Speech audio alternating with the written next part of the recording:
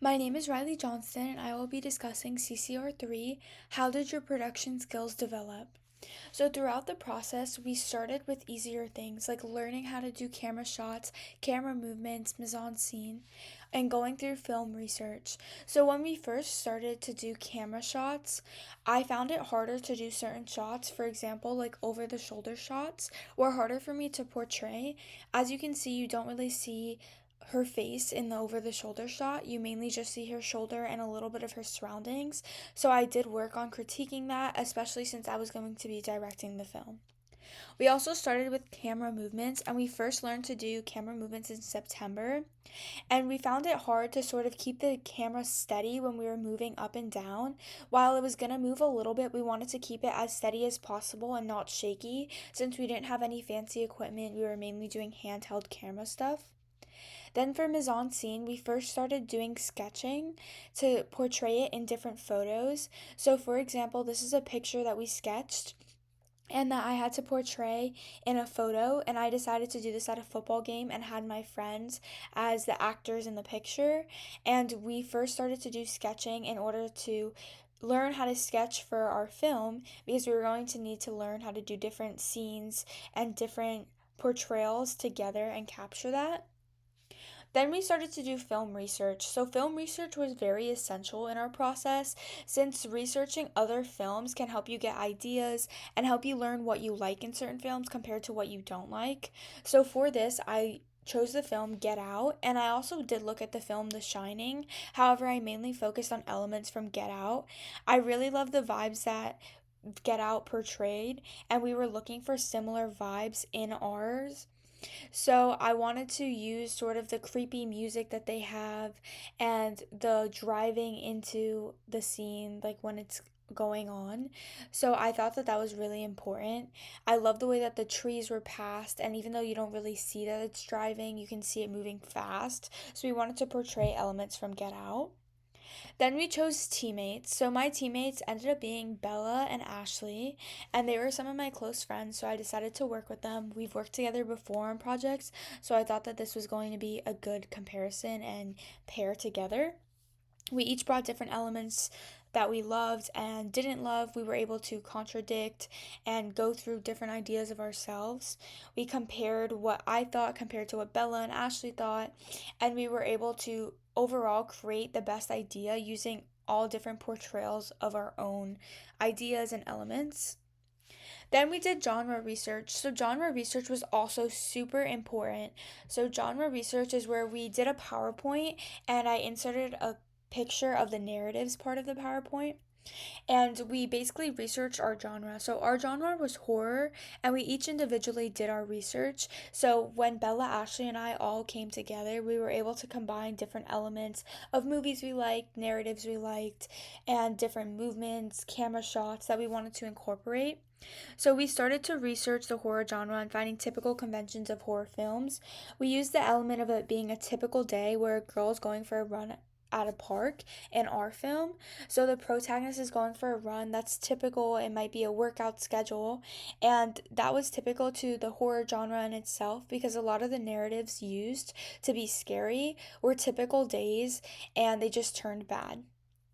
Then we created a survey. So my group and I combined to create a survey that would ask a bunch of different questions and then send it out to people, get people to fill it out, advertise it. We advertised it on our social medias. That way that people could fill it out and we could get different opinions. So our survey is this. It's our infographic survey, and we used Canva for our infographic survey, and we also used Google Forms for the survey.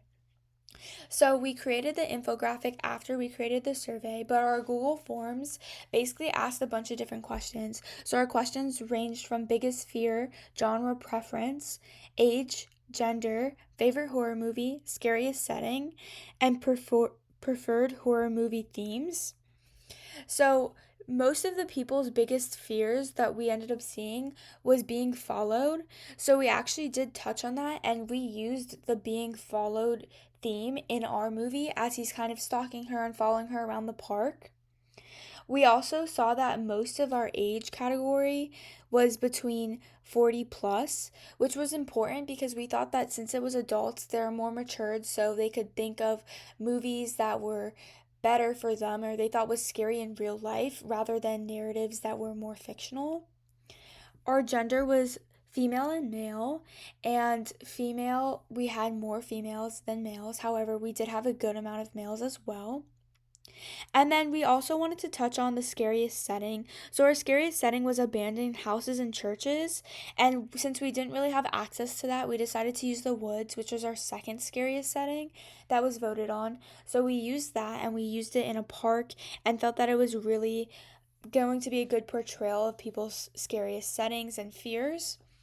And then we also saw that people preferred horror movies that feel realistic and psychological. So we decided to create a psychological film that was going to touch on those psychological horrors and the mental game aspect of it.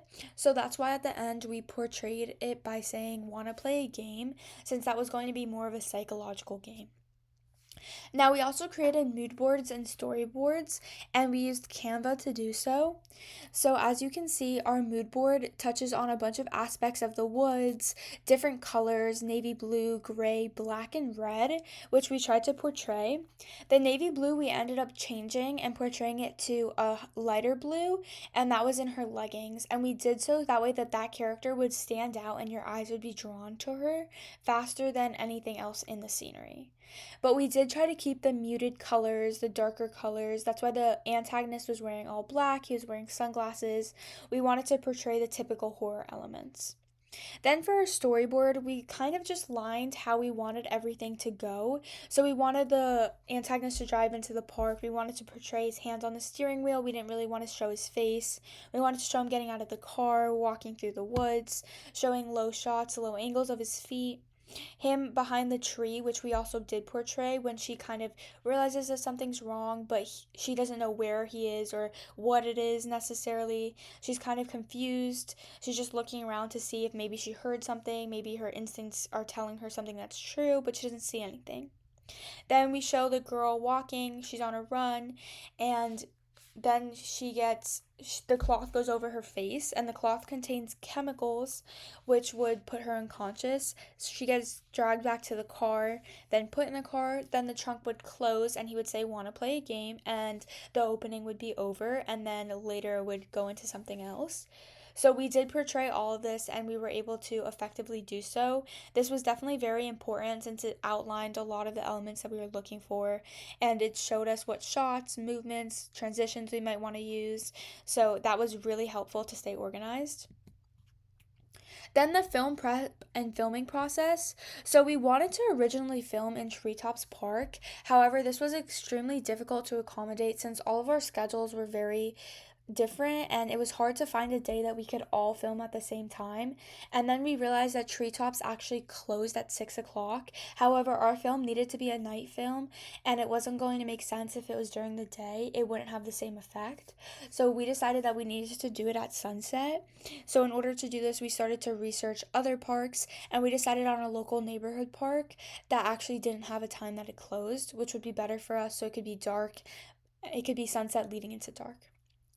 Then we used a list on Google Docs, and this list helped us to stay organized on filming day. And it basically told us everything that we needed to do because we only had a short time. We had 3 hours. It took us about 3 hours, I would say, and we tried to cram it all into that time period while still making enough takes and clips that we could use or disregard if we didn't like. So this was very helpful. Then our new location ended up being a neighborhood park, and I captured a picture of the bridge over the neighborhood park and the sunset. This was something that I found that was very important because when I was looking online at different parks, I thought that this would be perfect, and I realized that we'd been there multiple times. We just didn't necessarily think of it when we first started. So I used this picture to show this was where we would be going. Then when we ended up filming, one of the first things we did was create sounds.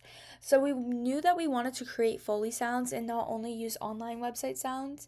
So we created Foley sounds of leaves crunching, sticks breaking, birds chirping, and running sounds to use in our film opening to make it more engaging and to also incorporate different elements that we created ourselves. So, for the filming process, obviously, as I said, originally it was harder for me to create certain shots, but I would be directing this. So, in order to correct these past mistakes, we asked Bella and Ashley for help, and I basically was asking them like what type of things do I need to correct, and we discussed this. We were able to collaborate and talk, and that basically helped us to fix all of the issues. Bella and I created the over the shoulder shot for the driver, which is the antagonist going into the park. So this was helpful to definitely have someone else's commentary and advice for this, and it definitely helped to fix any past mistakes. The filming process actually went pretty smoothly.